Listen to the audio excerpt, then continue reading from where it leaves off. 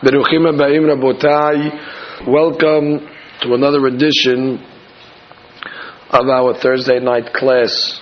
Tonight's class is studied by Nishmat Mr. Erwin Jamal Yitzhak ben Rachel Ruach Hashem Tanichenu Began Eden Amen, dedicated by his children, grandchildren and great-grandchildren.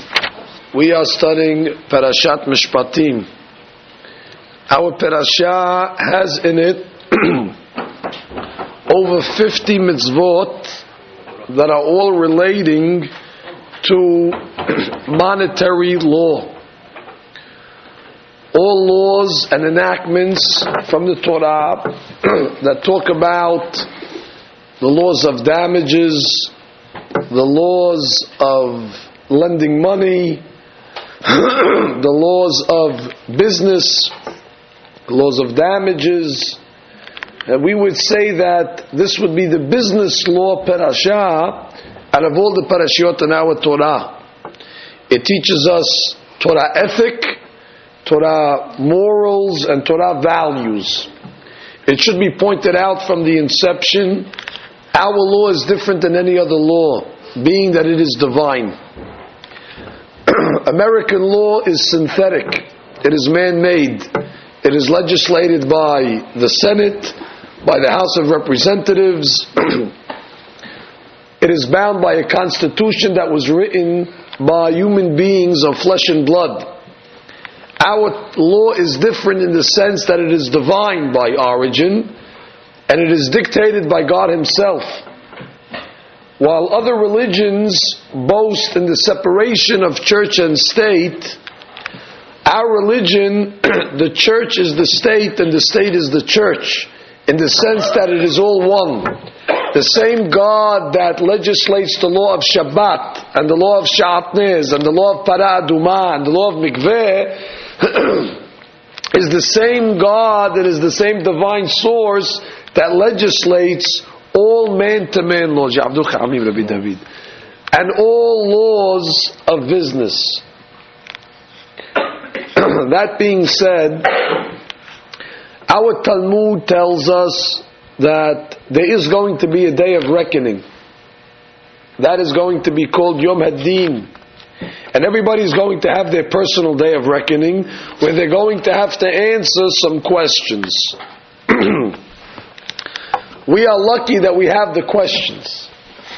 It's an open book test, and we have 100 years, Be'ezrat Hashem, to get the right answer to these questions.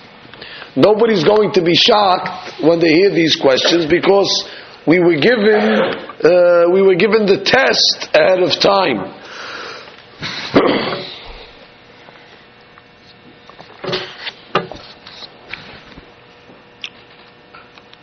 Among other questions, one of the questions is going to be Nasata v'natata be'emunah. Did you conduct your business with integrity?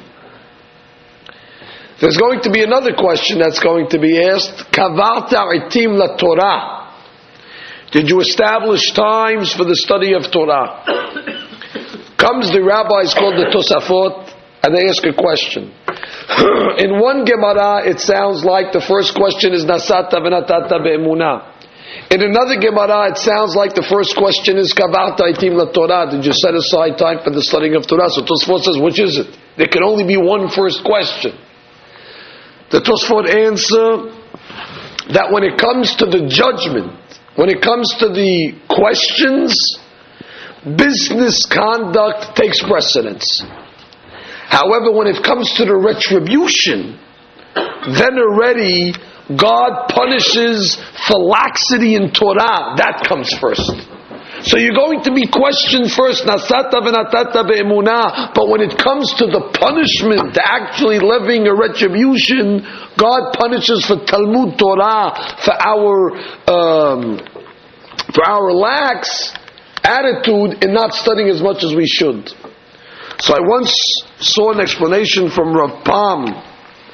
The reason why Nasata v'natata be'emunah is first is because we spend most of our day conducting business. Unless you're a rabbi, you find yourself either in the store, in the office, traveling, the bulk of our day is spent in transacting, in making business, and trying to make a living. Well, it used to be 8 hours a day. Now already the work day can be anywhere from 10 to 12. Today we live in a global economy where a person can practically work 24 hours a day, even from his home. And therefore the pressing question is going to be, you spent the majority of your life in business. Nasata v'natata be'emunah. Were you honest? Did you deal with integrity? But when it comes to the punishment, they're going to punish us on Torah first. Why? Because that's the cause. The cause of our misconduct in business is a lack of proper knowledge in Torah and a lack of loyalty to its teachings. The punishment begins at the source, and the source is because we didn't learn enough. If one would sit and study the Torah and understand its halachot, then maybe we'd be able to be more ethical in business. Ethics in business begins with learning. Therefore, when it comes to the punishment, God says, I punish you at the origin. I punish you at the source. None of us would ever dream to go to a shochet to get meat unless we knew that the shochet, the slaughterer, got his semicha, got his rabbinical ordination, that he's licensed, that he knows the halachot. As a matter of fact, the shochet must review the laws of shechita once every 30 days in order that he keeps current, in order that he's doesn't forget any of these important halachot. None of us would circumcise our children unless we hire a mohel that we know is certified, that we know went to the proper schooling, that we know is a professional, that we know is adept. He receives semicha, he has the yirat shamayim and the know-how.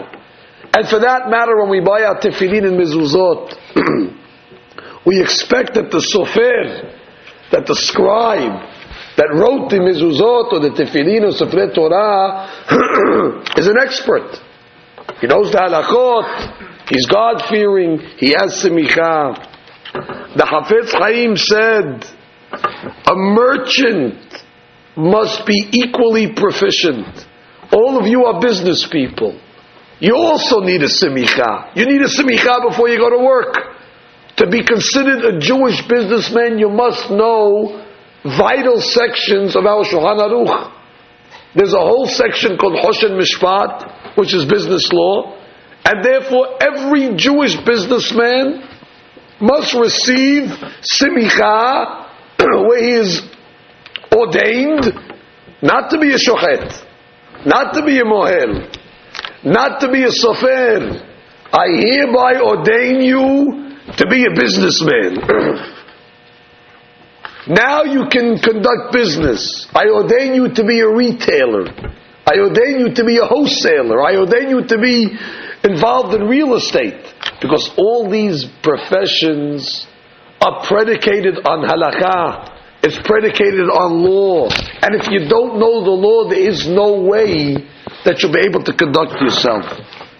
You need a semicha for mekach or memkar. Today was the 26th day of Shevat. We commemorate the yortzeit of one of the great rabbis, the founder of the Musar movement, Rabbi Yisrael Salanter, Zichrono Livracha. Rabbi Yisrael Salanter was a Gaon at the age of 14. He already had finished the entire Shas. He had sent some of his Hidushim to the great Gaon Rabbi Akiva Eiger.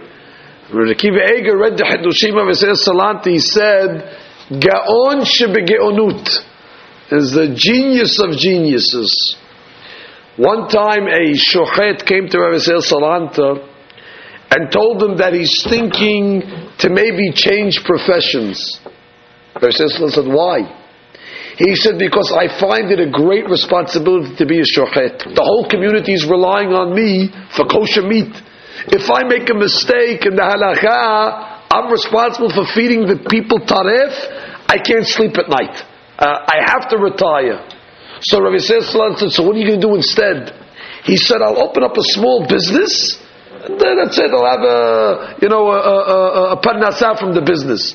So Rabbi Salanta said, you think that's easier? In Shihita, you just have to be concerned about one problem. You can't feed the people taref. That's one isur. You're going to go into business, there's a whole litany of isurim. You're not allowed to cheat, there's no usury, you cannot misrepresent, you have to pay your workers on time, you can't steal. There's 20 different things you have to be worried about. It's much easier to be a shochet than to be even a small businessman. Example. Halakha talks about defects in sale. A person is selling merchandise. He must notify the purchaser of flaws in the product. This applies whether you're selling to a Jew or whether you're selling to a non-Jew. Many people rationalize, goyim, we can trick them. Halakha talks about gezel akum.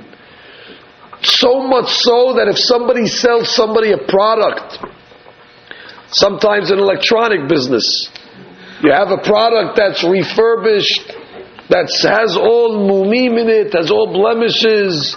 It's already the third gilgul of the radio. And now they're selling it as if it's brand new. And the customer buys it, and he doesn't know the difference, and he gets home and he opens it up, and he sees already that this is all different parts, and it's not new, and it's rewrapped, and it's not packaged as new. Halakha says he has a right to return it, and furthermore the sale is invalid, and his money must be returned. This is deception. Or a fellow goes into a store and the salesman is showing him a shirt, but he's holding the shirt in a certain way where his thumb is covering a stain. And therefore, he's looking at this way, and he opens it upside down, he puts it right side up, he says, oh, it's a beautiful shirt. Before he can think, he wraps it up, puts it in the box, b'simman tov. Now the fellow gets home, he sees a stain. He was deceived. Now it should be pointed out that a purchaser that discovers a defect on a product that he bought, but he uses it anyway, then already the halakha says he cannot return it. Because the fact that he uses it implies acceptance. Now, who's going to know this? It's only between you and God.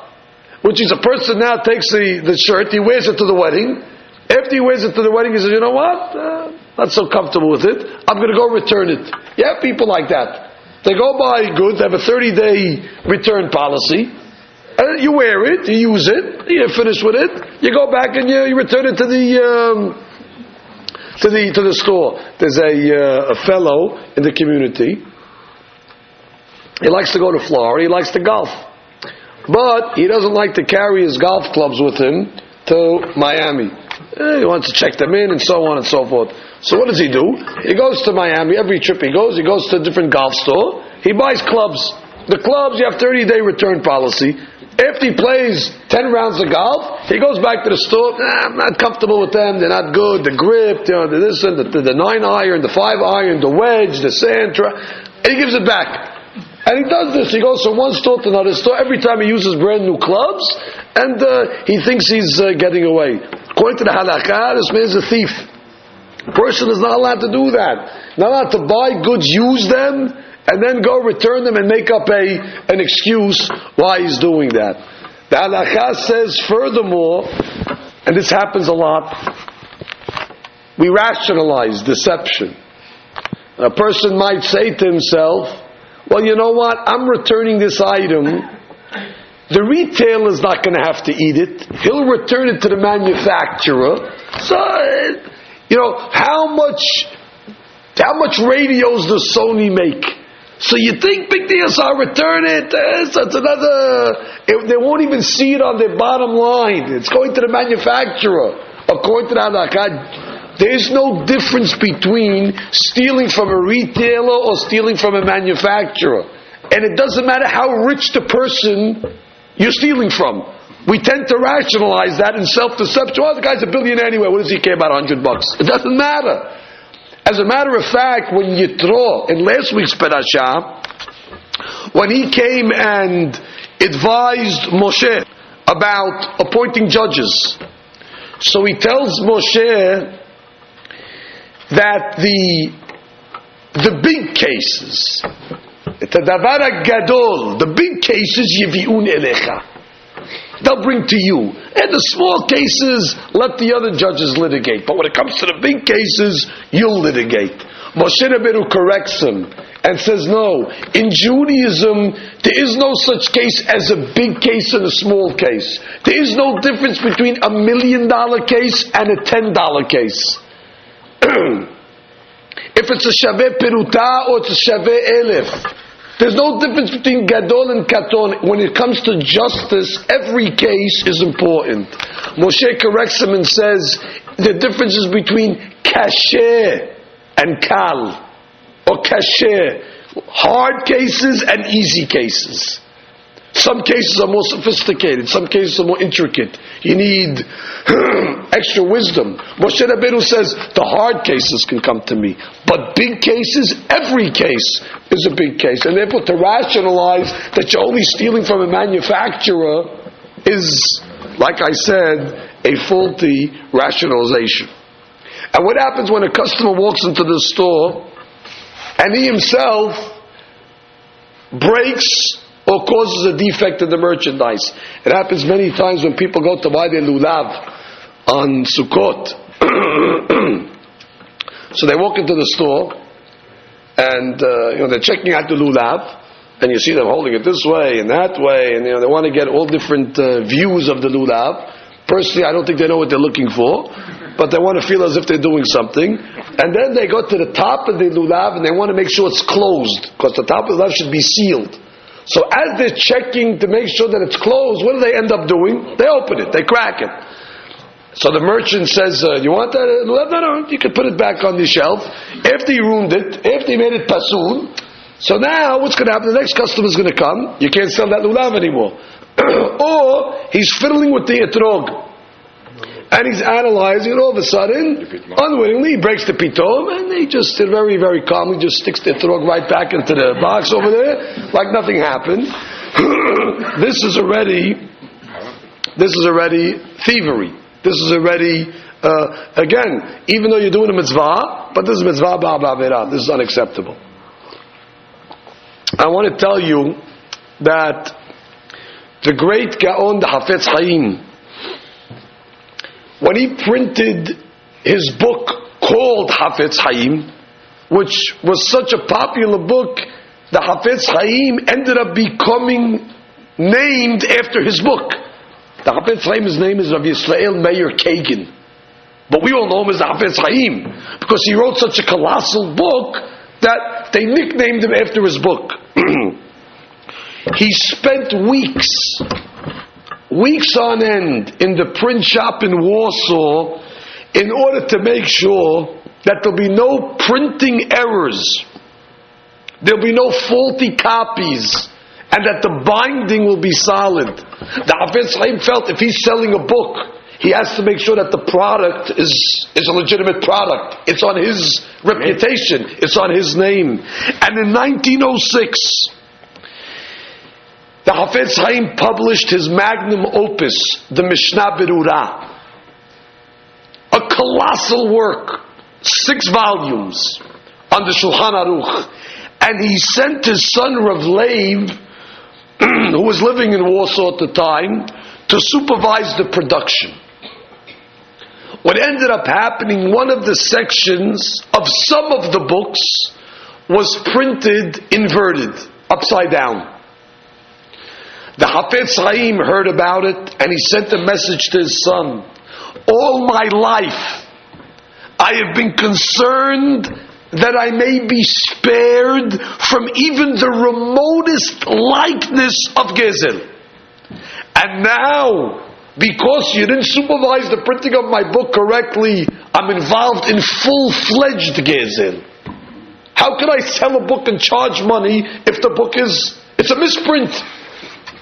The Hafetz Chaim then told the printers to print pamphlets of that section that was written mistakenly. He took ads in all the newspapers and he said, Be aware, anybody that bought a copy of my book, Mishnah Berurah, this section was misprinted. I have a new section that you can get from me, and I will give it to you for no charge. This is the honesty that we're talking about. This is the level of emet that the great Hachamim were concerned when they dealt in business. The Hafetz Chaim then says, and this is a very important lesson, he stresses, when two people enter an agreement for, let's say, some contracted work, you hire a painter to do some work for you, a very important rule: spell out precisely what is expected to be done according to the job, and spell out exactly the payment and all the terms of the work. This is halakha. Because in 9 out of 10 cases, it's not 9 out of 10 cases, it's 10 out of 10. It's not even 10 out of 10, it's 11 out of 10 cases. That's how prevalent it is. When you don't stipulate before you hire somebody, there's going to be misunderstanding and misinterpretation. Now the job is finished. You say, you know what, start the job and then we'll talk. The worst thing you can do. Now the job is done. And the guy said, what do you mean? You told me 2 coats of paint. I didn't say 2 coats of paint. You said paint the wall. We didn't discuss how many coats. I thought 1 coat. I always do 1 coat. What do you mean 1 coat? You're 2 coats. Well, now I'm not paying it. I only paid you for this amount of money. What type of paint did you... Now, confusion. You have to be very specific and preferable. Write it down. So there's no questions. I'll just tell you a personal experience that I know. Be'ezat Hashem, I'm intending to go to London for a speaking engagement. Be'ezat Hashem on Motzei Shabbat.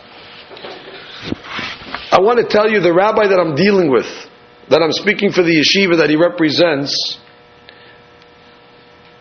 every conversation that we have is followed up by a fax, by a written correspondence to review exactly. You're coming, you'll be there at 8:30, you'll speak for this amount of time, then you'll go. It's clear, which means from the time I get off the airplane till I leave, I know exactly what's expected of me, what exactly is expected of the host, and exactly point to point to the detail, to what time I have to call in to do the daf yom. Everything is no surprises, and I'm very appreciative of that, because just as many times as people are clear, people are unclear, and then I find myself expecting to go to a certain location to deliver a certain speech that I understood. I said, "Oh, Rabbi, but before this we have a pre-dinner that we want you to go to." Well, I didn't know about pre-dinners. No one told me about pre-dinners. Now I'm at a loss. What am I supposed to say? And then after the dinner's over, we have a post-game show for the VIPs that's somewhere else. So a 1-hour speaking engagement turned into a 6-hour ordeal. But that's my fault, because it wasn't spelled out, because it wasn't clarified. Now, what's the problem with that? Because now, many times people will say, you know what? It's okay, I'll do it. But now they're not doing it full-heartedly. Or let's say a guy accepts, you know what, just give me the $1,000 and forget about it. But in his heart, he's not happy. He's just accepting the $1,000 because he doesn't want to have the headache to go now and fight. So therefore you're paying somebody money, but you didn't pay him the full amount. That's gezel. Therefore you cannot be specific enough when it comes to making terms and agreements. The Pasuk writes, God says why He chose Avraham Avinu. Ki yadativ, God says, because I know, Lema'an asher yitzaveh et banav et beto acharav, because Avraham has educated his children, he has directed his family and his household, veshameru derech Hashem, and he has ensured, Avraham has ensured that his children, his descendants, are going to be loyal to the Torah. La'asot tzedakah u'mishpat. In order for them to fulfill tzedakah, which is charity, u'mishpat, justice. Rabotai, tzedakah is not mishpat, and mishpat is not tzedakah. Tzedakah is charity, kindness, above and beyond the letter of the law. Tzedakah is voluntary. Mishpat, on the other hand, is scrutiny, justice, straight. If you have tzedakah, you don't have mishpat. If you have mishpat, you don't have tzedakah. It's two different traits. Two different traits that are exclusive. How is it possible that Avraham can train his students or his children to have both? How do you have tzedakah and mishpat simultaneously? And I'll explain it to you. When it comes with dealing with somebody else, you must deal with other people with mishpat, with justice. A person has an order. He has to ship 100 dozen goods. He doesn't say, well, you know what? I'll ship him 90 dozen. He'll be happy. 90 dozen is more than enough. What do you mean? The order says 100. Or a person has a bill to pay. It says he owes 1,000. I'll give him 900 now. It's also a lot of money. No. When it comes to dealing with others, you must deal mishpat. It must be with justice. However, your expectation from others should be with the attitude of tzedakah, which means forgiving. All right, he didn't. It's okay to be mivater, to forgive, to be a little flexible. That's when it comes to your expectation of others. Then tzedakah. But when it comes to your obligation to others, mishpat.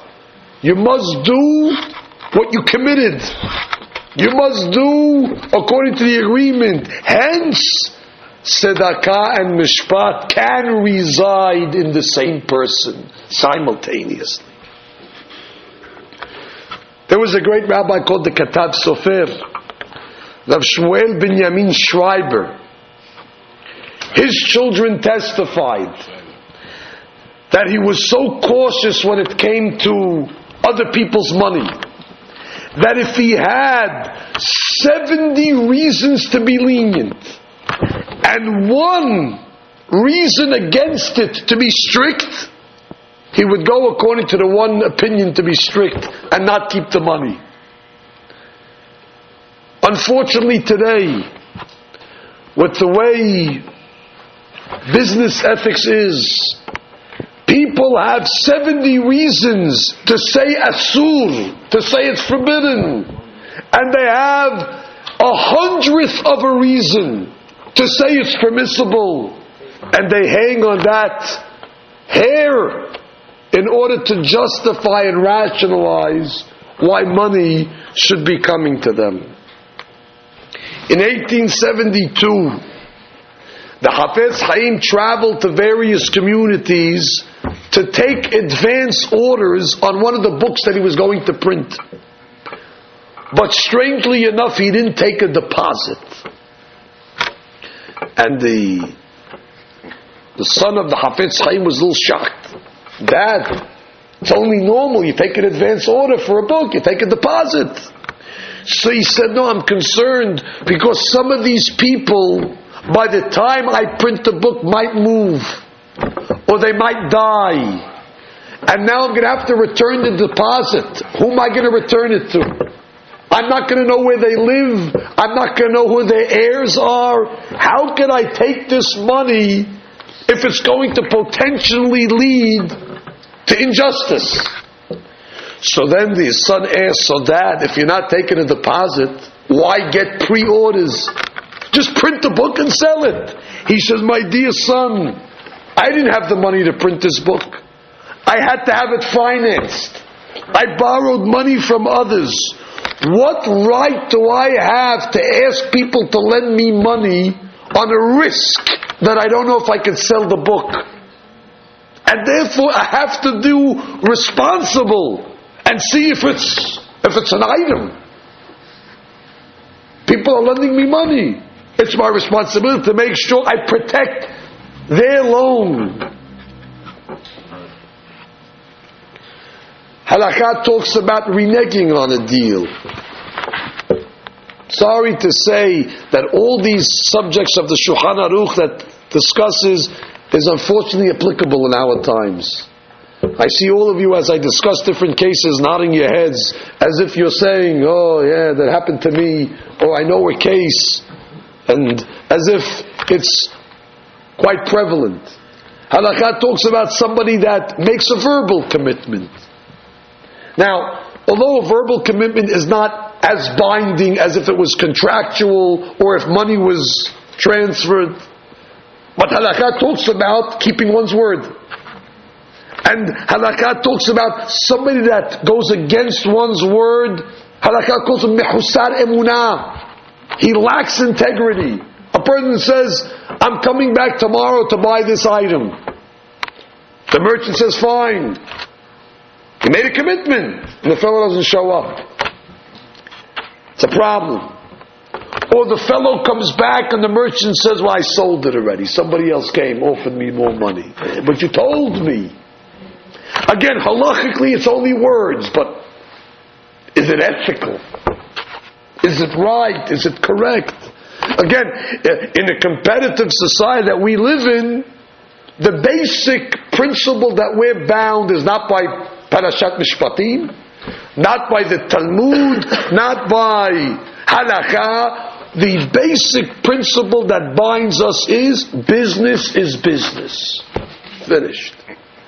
Which means whatever it takes, at all costs, without any scruples or without any conscience, you gotta make money. Business is business. There are some very famous chapters in the Torah. There are some very famous chapters in the Navi. And of course, some of you are familiar with some very famous chapters in Tehillim. But one of the most famous chapters of all mankind, is the chapter in business called chapter 11. Perek Yud Aleph. And that is the chapter that protects a person in bankruptcy. Now, chapter 11 is the law of the land, which protects a person from his creditors. A person has a tremendous amount of debt.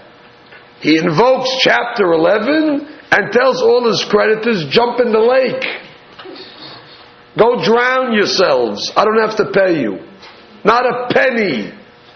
And he shows the license, chapter 11, and the government will make sure that they cannot get anything from you. You could restructure, you could start again, and in all cases they'll probably sell you again, and everything is wiped out like it never happened. God bless America. It's an amazing concept.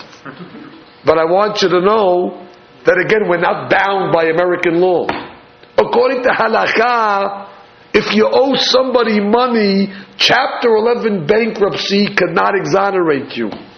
You cannot come along and say, I'm patur. Jewish law says if you owe somebody money, you have to pay him the money. Can you make a settlement? Yes. Are you able to make a deal? 100%. But it has to be dealt with. You can't just go like this to somebody and, wave your finger at him and tell him, see you later. No, you have to pay him. And I know some very upstanding citizens in our community that filed bankruptcy, but made it their business to make sure that all the outstanding debt that they had, especially to community members, was paid up, and paid up in full. These people should be praised, they should be lauded, they should be publicized for acting in a proper ethical way amongst a society that is leaning towards the exact opposite way of behavior. There's another law that's written in this week's Parashat, and that is the law against charging interest. I didn't make this law up, nor did American Express. Torah says very clearly, a Jew is not allowed to charge interest. The Hebrew terminology is Rabbi. And the Torah says that a person cannot bite his friend. You cannot be charging your friend neshech. That's another word for interest. Neshech. Nun shin chat sofit. Neshech is literally a bite. It's actually a snake bite. Why do they compare interest to a snake bite? Because a snake bite at first seems very, very innocuous. It's a small little bite. It's nothing. You don't pay too much attention to it, but what happens? It spreads, and it gets bigger and bigger and bigger until it overtakes the entire body. That's what interest is. Starts off certain percentage, and it grows, and it grows, and it grows, and then it becomes insurmountable. And then a person finds himself buried in debt, and he can't get out of it. Our Torah says one is not allowed to charge interest. That being said, and this is amazing, and I'm going to explain it to you. The punishment of money lenders, of loan sharks, of those that charge interest for loans, they do not benefit the resurrection of the dead. Could you imagine what this is being said here? There is no tahiyat metim for these people. I don't understand this. A guy's mehalel Shabbat doesn't say he doesn't get tahiyat metim. A person eats taref, it doesn't say he doesn't get tahiyat metim. When it comes to the beat, no resurrection. I have an interpretation, with your permission.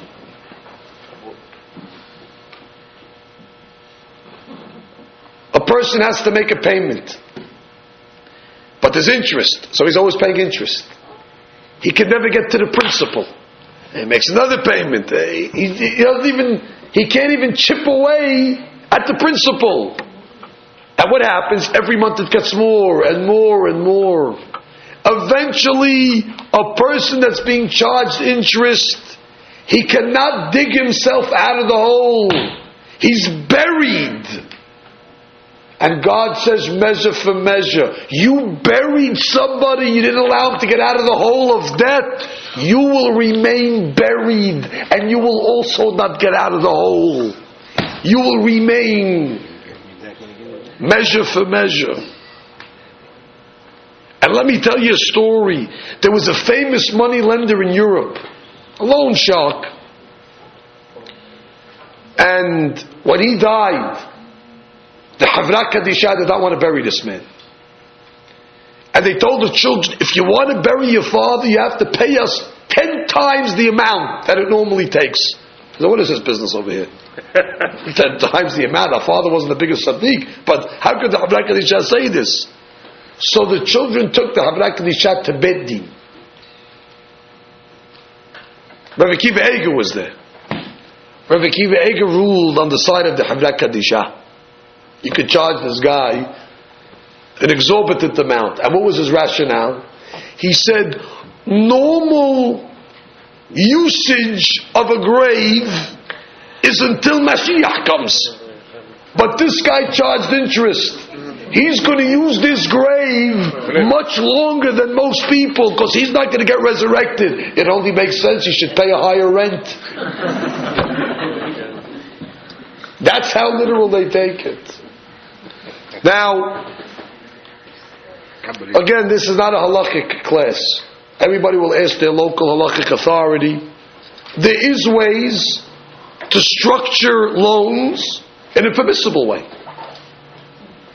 But it has to be structured permissible.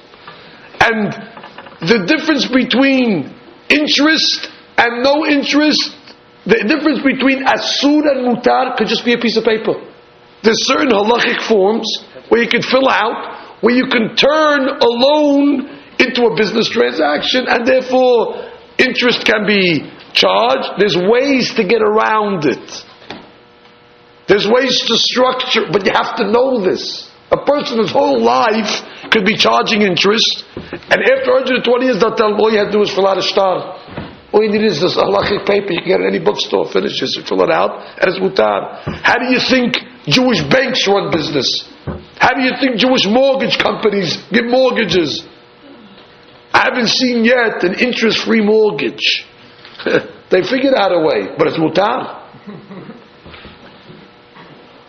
But let me tell you how far it goes. And again, I'm not saying halakha over here. I'm giving you food for thought. Things that you might not have analyzed. You have neighbors. The neighbor calls up the adjacent neighbor before Shabbat. I ran out of Pampers. Could you lend me some Pampers to carry me through Shabbat? She drops off a box of generic Pampers. No name, no frills brand. Now after Shabbat you wanna... So you go to the store and you buy, Pampers, Loves, a name brand, which is significantly more expensive. It's a big question now. She loaned you a pamper that's worth $5. You're paying back something that's worth $7. It's interest. It's a question. Or how about you send somebody to the store, do me a favor, could you buy me this item? He takes his own money, he's lending you money. He took his money and bought that product for you. He gives you the product. How much was it? $2.50. You give him $5, keep the change. That's interest. He lent you $2.50. You give him $5. You're giving him $5. Yeah, you can say $2.50 for the time. I'm not discussing halakha over here. I'm discussing principle. I'm discussing concept. That you have to know, it's a question. Nobody should say, I'm not going to even say because you're going to say it anyway. I'm not saying halakha over here, even though people will leave the class. Rabbi Mansour said halakha, this is, so it doesn't matter. So it doesn't matter that I'm making this disclaimer, because it's going to be misquoted anyway. But I'll continue. Somebody lends you money. You feel indebted. So you decide, you know what, this Purim I'm sending this guy Mishloach Manot. You never sent the guy Mishloach Manot before. He wasn't on your list. He's not the normal guy you send. You're only sending it to him. Gratitude for the debt. Interest. A Kohen lent you money. Now you have a baby boy. You know what? I'm going to use him for the Kohen for the Pidyon. I'll throw the Pidyon his way. Give him the 5 coins. Problem. Or what about, and this is an extreme, Rav Moshe Feinstein writes in his books, Alav Shalom, that just like you're not allowed to charge monetary interest, there's verbal interest. Rebit devarim. Hold on to your seats. He holds. You get a loan from somebody, of course interest free. You can't even tell the person thank you. Come on. Because you're giving him back the loan plus a thank you. You got extra words. Or you compliment the guy. Oh, yeah, you're a great guy. Oh, thank you very much. That's where Moshe finds his opinion. Rosh Shlomo Zalman Auerbach argues. He says, no, thank you is derech eretz. That's just normal way of operating, appreciating. But I'm just trying to show you how far it goes. If you don't learn halakha, you're not going to know what's acceptable or not. It's forbidden to be a witness on an interest loan. It's forbidden to be to draw up documents. that have a interest alone involved with it. Abotai. That's one example. You must learn. You must study. It is impossible to be Torah ethical without knowing the law. Baruch atah ba'ir.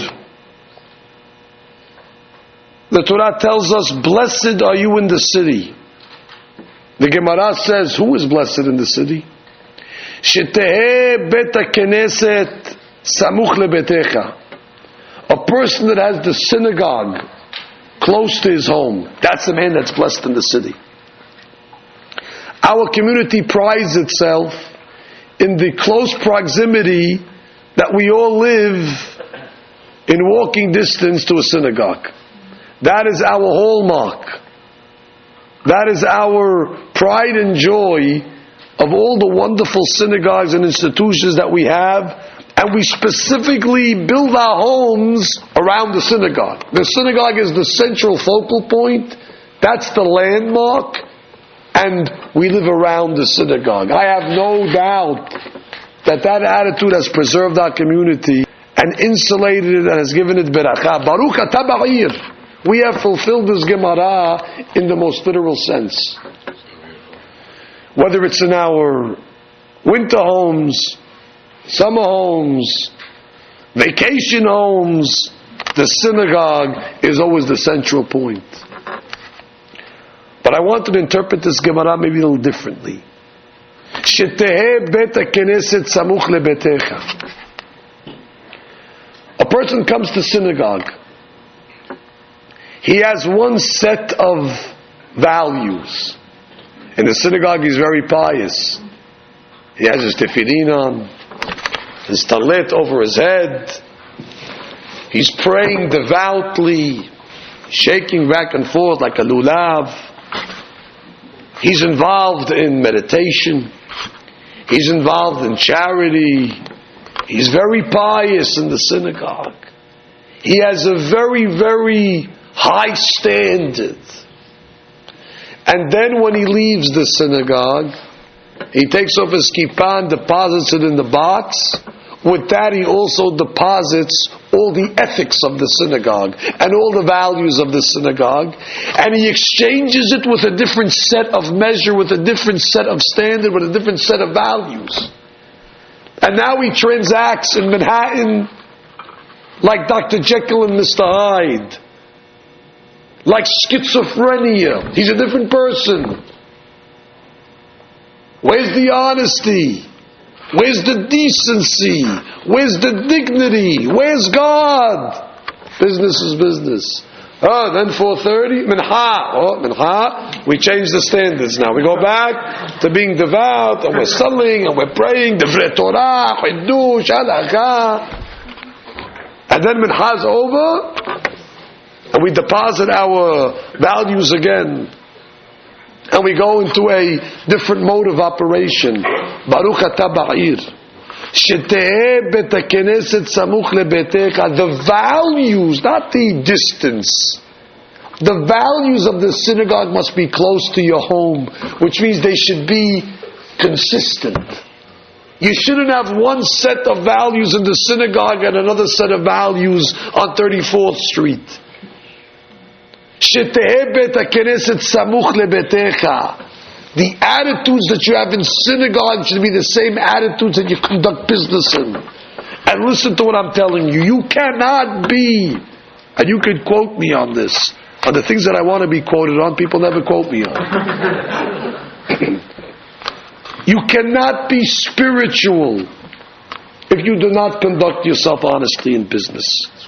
You could wear 6 pair of tefillin every day, and you can drown yourself in the mikveh, and you can grow your peot down to your belly button.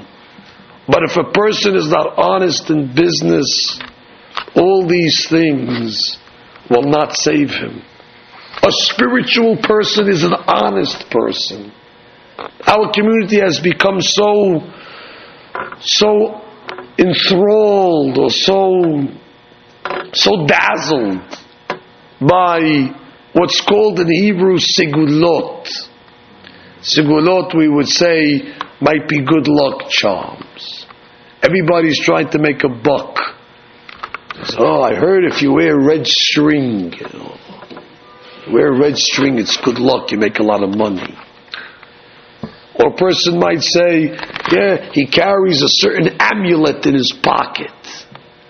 And everybody has become accessory crazy, carrying all sorts of jewelry and stones and gadgetry, all in the hopes that this is going to make him money. One guy takes a siddur and he kisses it a certain way and he rubs it like he's rubbing a genie. Oh, I heard this is a sigulat to make a lot of money. Somebody else reads a certain passage every day. Oh, this is a sigulat for making money. But let me tell you something. All the sigulot and all the accessories, if a person is not going to be honest, if a person is not going to conduct himself with dignity, all those sigulot are worthless. Somebody once said, it's a shame don't steal is not a sigulah, because then people might follow it. Don't steal is only one of the 10 commandments. It's a shame. If people would think don't steal was a rabbit's foot, don't steal is an item. It's not a rabbit's foot, it's a law, so people don't treat it. It's easy to wear red string. The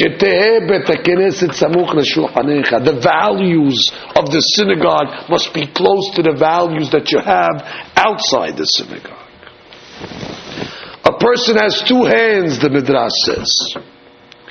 If he steals with one hand and he gives charity with the other, he will not be cleansed in the eternal world. Don't think that you can erase with charity the deception of the other hand. God does not accept bribes. God cannot be bought.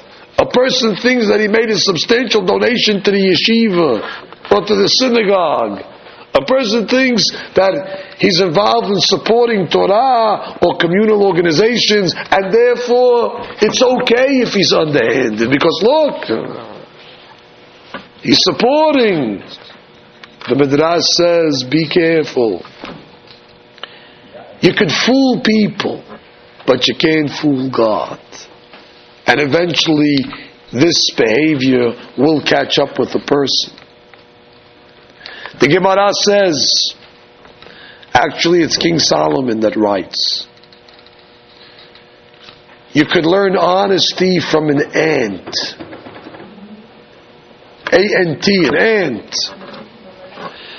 The Midrash says, once an ant secures a particle of food and leaves it, no other ant will touch it. There's a certain code of morality, a code of honesty in the ant colonies. We don't give too much credence to an ant colony. To us it's something to destroy. You're walking, you see an ant colony. It took them 6 months to create in one shot.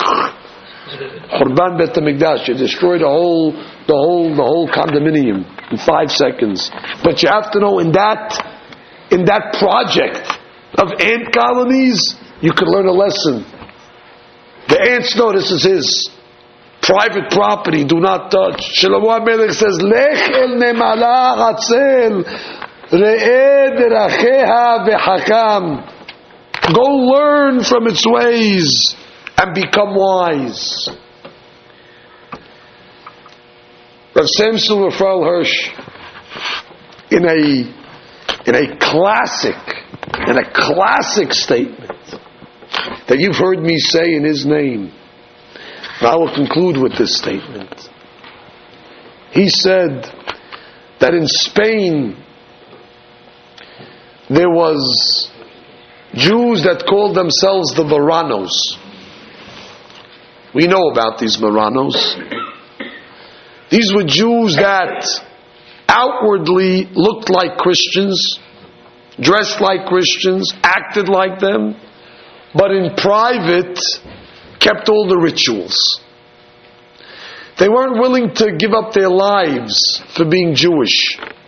So they gave an outward appearance of being non-Jewish, but in their homes, in their basements, they were very Jewish. They would light candles. They would circumcise their children. They would keep all the rituals. But outwardly, they didn't show any vestige of Jewishness. As a matter of fact, there are many of the descendants of the Marranos that are around today. I once had a therapist teaching one of my children, and she saw my wife's candlesticks. She was an Italian lady. And she said that her parents and grandparents and great-grandparents descended from Spain. And she said, I remember my grandmother used to have a set of candlesticks like this. Wow. So where should she have? She says, and every Friday she would go in the basement and light them. Marrano. That's what they used to do. They used to light the candles in the basement. So she saw. Rav Samson Raphael Hirsch said, in his time already, in Frankfurt, he says, today we're witnessing what he called the reverse Marranos. Today, everybody in public wants to show how Jewish they are. Everybody flaunts their religiosity. But he walks with a big fat kuracha in the hand. Everybody wants to get the tallest lulav. Look at my etrog. Look how much charity I give. The biggest kippah. Everybody wants to show, look whose class I go to. Look at the Gemara that I'm studying. Everybody can't show enough his Jewishness. But in private, that thin veneer of Jewishness translates into deception and chicanery and cheating and falsehood in business when nobody's watching them, involved in underhanded behavior and all sorts of compromising of values and ways. It's the exact opposite of the Marranos. In public we're showing an image how Jewish we are, and in private we act in a very, unfortunately, unscrupulous manner. The reverse Marrano syndrome. Rabotai, we must remember that when God gave us the Luchot, the 10 Commandments, they were bound together. We have them here. You could see a visual image of it on top of this beautiful Hechal. The first 5 on the right side are all laws of between man and God. Anochi Hashem Elohecha, lo yeh lecha elohim achayim al panai, lo tisa, zachor et yom Shabbat. All laws of between man and God. But on the other side, there are 5 laws that are all between man and man. Don't kill. Lo tirsach, don't commit adultery. Lo tenaf, don't steal. Lo tignov, lo ta'aneh, do not be a false witness. And lo tachmod, do not be envious. The Torah tells us there's 2 sets of laws. Man to God and man to man. They are not separate.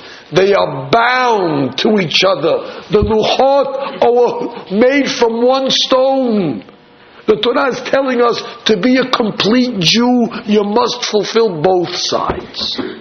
It's not enough to be a Shomer Shabbat if you're not keeping Lo Tignob. If you're not conducting yourself honestly in business, you're incomplete, and therefore your spirituality is deficient and lacking. And therefore, ladies and gentlemen, all of you have a great opportunity. God has placed you in the workplace. He has given you a tremendous challenge where you're able to fulfill a host of laws, a host of halachot on a daily basis. You can create the sanctification of God's name, where people will see how Jewish people conduct themselves, and they'll see how honorable a Jew is, how impeccably honest Jews are, and you will spread that light. Like the prophet says, the Jews are supposed to be a light unto the nations of the world. I don't know if we are living up to our calling. And therefore we must remind ourselves, they're going to ask us, Nasata v'natata be'emunah, did you deal honestly in business? That's a question that if you don't have to answer today, you're going to have to answer tomorrow. And if you don't have to answer it tomorrow, you're going to have to answer it in 10 years or 20 or 50. There's going to come a day where that question is going to be posed to all of us. Now we have an opportunity to elevate ourselves. But it only could be through the study of Torah, through the kavat ta'atim la Torah. Torah will give you the ethics. Torah will give you the solutions. Torah will give you the know-how, the difference between right and wrong. And then, be'ezrat Hashem, we will successfully answer these questions correctly, and we'll be able to enjoy a great amount of reward la'atid lavo. Baruch Adonai le'olam. Amen.